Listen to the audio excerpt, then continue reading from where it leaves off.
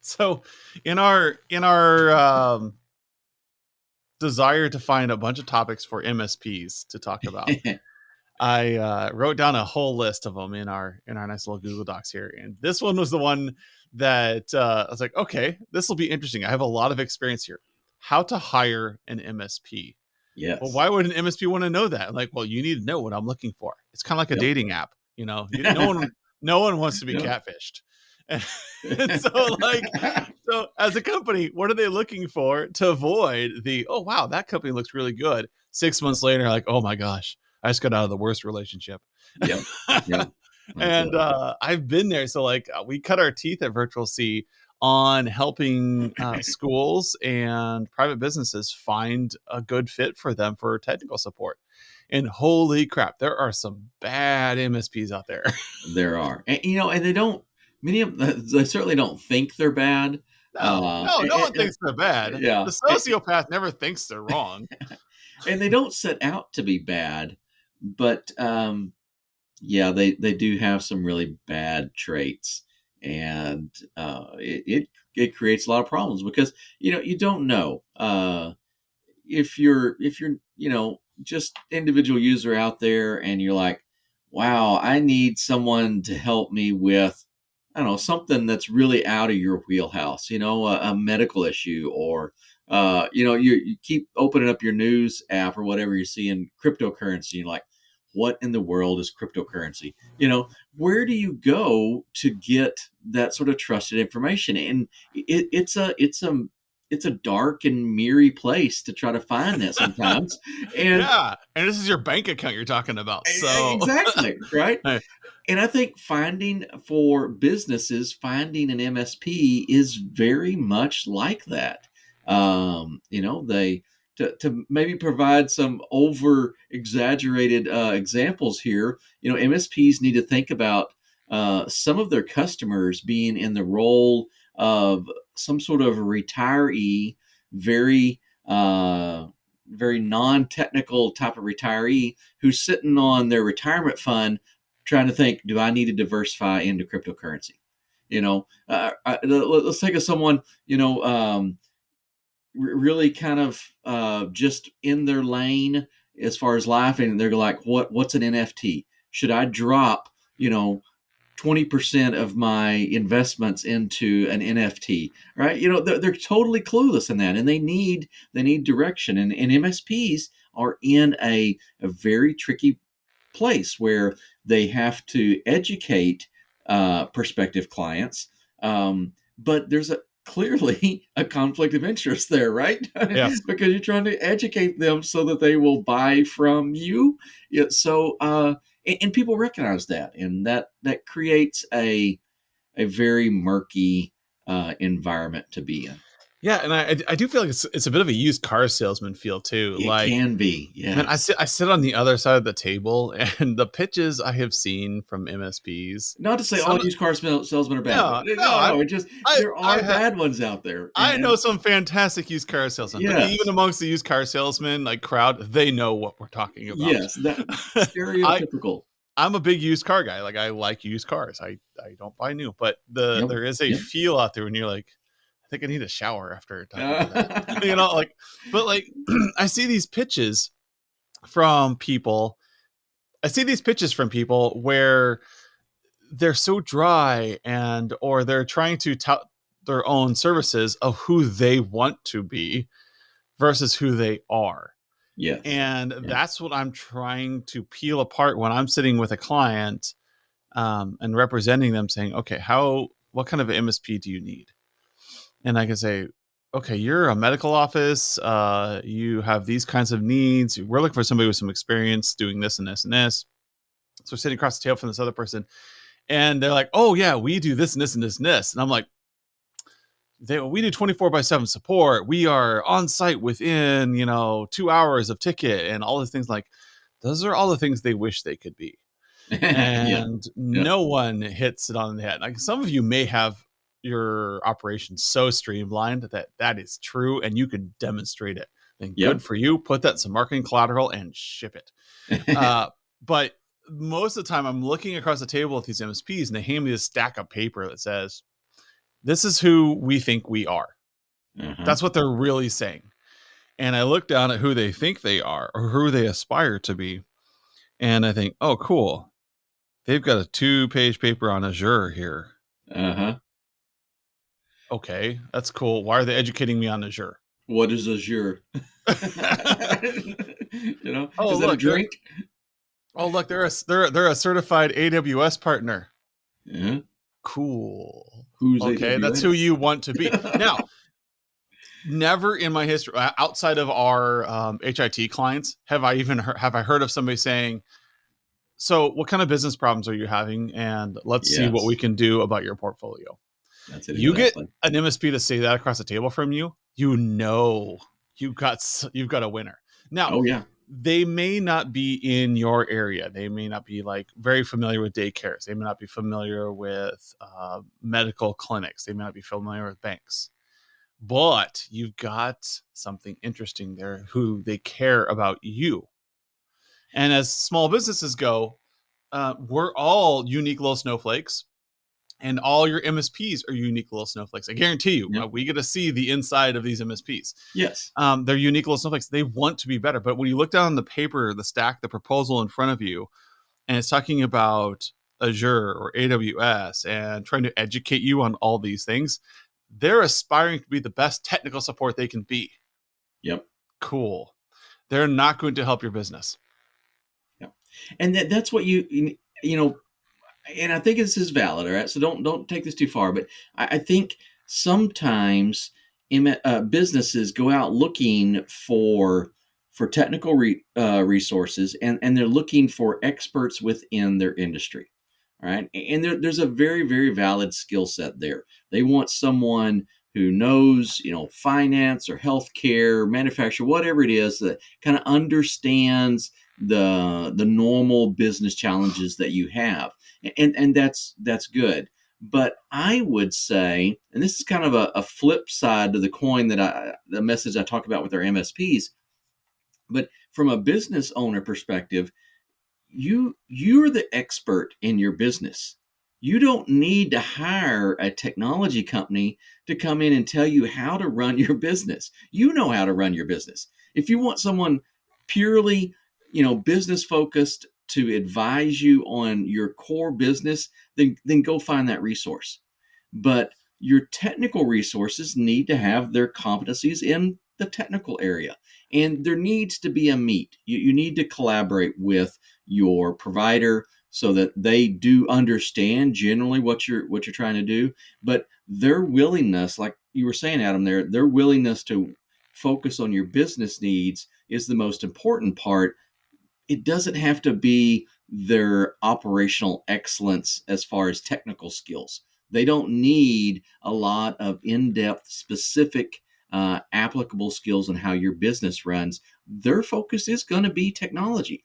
So, we need to balance that out there and make sure that we're not, I don't know, putting too much value on the technical skills, but Yeah. don't necessarily drive that to just a business focus only as well. So, I'm giving you both sides of the story there, trying to, muddy in my own point. I feel like, but it is going to be um, a process to understand what are the goals, what are we really trying to do, and I think setting expectations early on for what you want from from an MSP is going to be really really critical.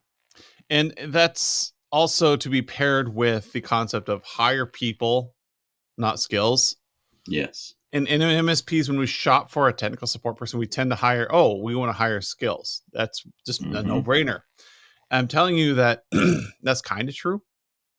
You want to hire people who get you, who align with your culture, so that as you grow as a business, they're growing with you. So it's great to have somebody who's got the familiarity with the technology you have in house. It's better to have an MSP who aligns with your growth, Yes. who ideally doesn't care what technology you have inside. They're looking for the best fit for you. So when you say, hey, we're trying to bring in 4 other clinics in the area and form one office. Can you help us merge our technology? Mm-hmm. Yes. How can you help us grow? Like, you know what? We're not really great with the portals, but we have this partner out here we can go leverage. Yes. And so those are the MSPs that are going to take you places. Now, you have the flip side of that coin where you have the guy who will promise you the world because he's a really great salesperson and they feel great. And then you find out that they're always behind. They're always lagging on tickets. They're not helping support. And you end up with this, what I call a charlatan, where you have an MSP that overpromises and underdelivers. And so they have the person they want to be, they have the MSP they want to be, and they'll never get there because they're so busy putting out fires in the background because they overpromise Mm-hmm. all the time. Yep. And a lot of you MSPs listening to this podcast right now know exactly what I'm talking about. Yep. Your sales guy overpromised, and now you have to deliver as an engineer. Well, crap. And so that alignment is just burying you. So what you need to do is get out there and find that person who does both, the person who cares about your business, who walked into this presentation, this pitch, understanding that you are a dental office, that you primarily work with kids, and here is the kind of feel you have, and here's kind of the mission of your dental office. This person walking in, if he understands those things, and then shows you that they close tickets on a reasonable time, that they have great references out there, now you have a winner. And I'm guaranteeing you that person that you're talking to is not going to be the low bid, but they will save you and help you build better cash flow in your business than anybody else. You're like, Yes. technology companies can't help us earn money. Oh, yes, they can. And they can. Yeah. Look at any great company out there right now. Look at companies that have just skyrocketed. They didn't skyrocket because they just had a good business plan. They married their business plan with technology and it scaled really well. Yes, it empowered their business, and that really needs to be the focus. And you know, those are some of the expectations that we need to set when we're picking an MSP. You know, and I've worked both sides. I've worked, you know, on just the business side, and then in the MSP community, and I've had a few opportunities to kind of transition back and forth. So I do feel like I see this from both sides of the fence. And the MSPs, they spend a lot of time building and maintaining their technical skills, and they should, and they want to advertise that skill set as well, because it's sometimes it's really hard work building these skill sets. And so they'll come out and they'll say, you know, we're these high end providers. You know, we could build you a multi site supercomputing center with 5 or 6 nines of resiliency, and you know, sub 10 millisecond response times and all this kind of stuff. But you have to ask, as a business owner, is that the level of technology skill sets that I need? Yeah, And when we say, hey, maybe I don't need the super high end technical gurus that can solve any sort of blinky light problem, maybe I need someone who's just going to be responsive to my level of technology demands. And that will really help you focus in on who can do the job right for you. definitely. Yeah. And it's all about that hire the person, hire the company that is a cultural fit to you. And if you can do that, then again, when you're shopping for the MSP, when I'm looking for an MSP to support me, I need them to support not just turning on light bulbs. I need them to support my business. Yes. You know, when they're out there talking to their friends at a lounge, you know, are they talking about, hey, how do they know this great dental office over there? Are they making referrals? Are they somebody who believes in what I do? And that's the kind of people you want. You want this network. You want to have a company that's going to advocate for you. You want one that's going to read an article and be like, well, that's an interesting way to handle business. I should probably talk to my dental office client and say, Yeah. hey, is this a That's good it. fit for you? And you can say yes or no, but you have a pulse on it. So when you're doing your quarterly business reviews with your MSP, they can say, hey, here's some new opportunities out there. If you happen to want to do any of these, let us know. We'll look into it and we'll see if we can't figure it out for you. Like a better work at home situation, a better way to file patient records using HIPAA. These are things that I care about and I want to help you with. That's a great MSP. That Now, is. if your current MSP is lacking, if they're just fixing your computers, yeah, they come in, they fix your computer, they leave. Okay. That's cool. You have a mechanic. That's like a Jiffy Lube. Yeah, that's You go it. to Jiffy Lube, they'll change your oil. You'll get some windshield wiper fluid put in. You'll be upsold on a couple nuts because they're trying to increase their margin and say, hey, this bolt is rusted. We should replace this. And like, put it back on. Yeah. Like they're trying to upsell you on all these nickel and dime things because that's how they make money. But then you have a mechanic who you walk into their door and you say, hey, my car's not running right. Can you please help me? They look at your engine. They look at how it's been treated. They look all over and go, oh my gosh, there's a fair amount of work here, but here's what you really care about. You just need to get to work. Here are the things we need to work on. Now, someday, let's get to these other things, but we know you're not made of infinite money. So we got your car running. And then you probably need to be thinking about getting a new car because it's going to be making me a bunch of money over the next 6 months. Yeah. Yeah. And that's a mechanic.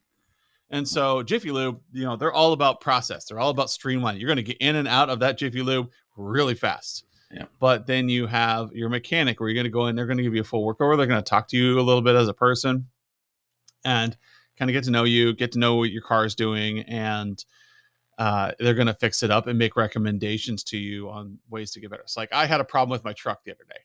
And it was making anybody who's a truck owner knows exactly what I'm talking about. It started making that high pitched chirp noise when I started my truck. Oh, yeah. And every truck owner knows that's the manifold. Yeah. Almost every time. So I took it into the mechanic. He looks at it and he goes, okay, I can try to fix it for $300, meaning that I'll have to like work my way down there and try to get that nut tightened down on the manifold so the exhaust doesn't squeak out that seal. Or I can do it the right way and lift your engine out, fix it, drop it back in, and you'll be fine. That'd be $2,000. And I'm like, whew. So what happens if I don't fix it? He's like, you're gonna have a annoying high pitched whine every time you start your engine. Okay, does it hurt anything? No. He's like, what would you do? I'd leave it. There we go. Honest opinions. Yep. And like, this is a long-term relationship I've had with the mechanic. They know I'll be back for 10,000 other things. But because I have a relationship there, because they know I tow a camper, that I take good care of my truck, they know kind of what I'm looking for. They're very down to earth about it, about the solution and how to fix it. And that this is a common problem. And, you hear it from trucks all over the place. It's just the way it is. Do you want to fix it for $2,000, right? Or can you live with it? I can live with some sound effects. It's a feature, That's Same it. with an MSP. An MSP, you'll see an MSP come in and they'll say, oh, you need to replace this little thing because they're trying to increase their margins. They'll try to sell you on a firewall. Well, you should buy the next level up. They'll good, better, best you. And you being a small business owner know exactly what they're doing, but you have no option because they're your advisor. Yeah. How much better would it be to have an advisor who talked to you like my mechanic does, who said, okay, well, you know what? We could get you the 200 model. We could upgrade you to the 300 to be another $5,000, but honestly, you will not know a difference. Yeah. But I'm paying for gig service through my ISP. Yeah, but your gig service is only like $300 a month. And to upgrade to a gig firewall is going to cost you an extra $1,000 a month. Are you okay with that? Yeah. Or can the fact that I'm looking at your records here, you're only using about 66 megs at peak. I don't think you really need a gig firewall. Yeah. 100 meg firewall is going to do you fine. Yeah. And so that's the kind of person who looks at your business, what you're doing, and sizes you appropriately. Comes with good solutions for you. And that's going to be really, really important is having those conversations. If your MSP or your prospective MSP is really not trying to understand how you make money, how your business operates, then they're not going to be a good fit for you. They are going to be in that low cost. If it's a nail, we'll hit it with a hammer. sort of solution and move on. And you really need a more adaptive process. And so what I'm going to ask here is you're going to have some conversations. A good MSP is going to come in and they're going to ask you about your business. They're going to ask you about the challenges that you have in staffing and in your market. What you see in your industry. Are you trying to expand demographically, or are you trying to broaden your product base? Whatever it is, they're going to want to try to, not that they need to understand all the nuts and bolts of your business, but they need to have an idea of what is going to be important for you so that they can position technology solutions in front of you. That good, better, best has become, the de facto marketing sort of stuff. And you're right, we all look at that, and I don't know, for whatever reason we like, oh, we don't want the good, right, because that's just the El Cheapos, and we can't afford the best, so we'll just buy the better because that's in the middle, right? Yeah. Well, why? It's just because it's in the middle. But if you have an MSP that can sit down and say, look, from what you've told me about how your business operates, the good solution is going to meet all your needs. That's great. But they might also sit down later with a different product and go, hey, look, again, based on what you've told me what your business needs, you guys need the best. You need to spend the premium contract here because it's going to empower this part of your business. And that all comes down that willingness to sit down at the table and have those conversations. Yep. And that's our big saying is conversations, not presentations. Yep. You're sitting there shopping for an MSP, and if they come in and tell you everything you need, just right off the Mhm. bat, that's a presentation. That's somebody prescribing to you a solution that may or may not fit for your business. If somebody comes in and asks you questions, how do you run your business? What kind of business are you in? Where are you going? And then says, all right, let's talk through what's going to what we have that can fit your model. That's where you know you got a good MSP, and a lot of MSPs do that, and that's how you know you've got a good one versus the break fix shop that's going to come in and they're going to just show you how they're going to support the systems you have. They're going to upgrade you to these things. They're going to change your firewall to this. But the good MSP, the great MSP, is going to have a conversation with you about how they can help you grow. And Yep. that's how you find a new MSP. That's how you pick a good MSP. You walk in, not the biggest one, not the shiniest one, not the one that has the lowest overhead. You want the one that cares about your company because that's what we're in the business of. We're in the business of growth as small and medium businesses. We're in the business of making money or serving our clients the best we can. And you want partners that do that with you. So find a MSP that believes in you, supports you, and will continue to do so throughout the term of the contract. Yeah. That's our You know, and advice. and one of the things that we haven't talked about much here, we've kind of hinted around a little bit, is price. And anybody that knows me knows I'm a tightwad. I mean, it's just it is ridiculous. I think it's ridiculous how penny pinching I can be. And I would encourage you to really not look so much at the price, but rather look at what you're going to be able to do with that. If you have an MSP who can empower your business, who can literally help you make more money, then maybe it's some fancy spreadsheet works that we do, to figure out what's a good price for that MSP. But that really needs to be the driving factor. What is going to be the value of that MSP in partnering up with them versus what is the cost of that MSP in working with them?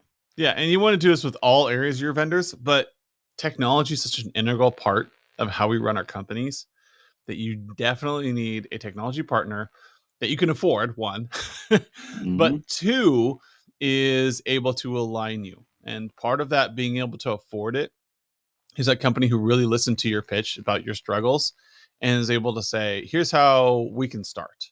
We'll put you on a 5-year plan and we'll get you there given the budget you have. And if you ever want to accelerate this, let's talk again. And we'll come check in on you quarterly to make sure we see how things are going.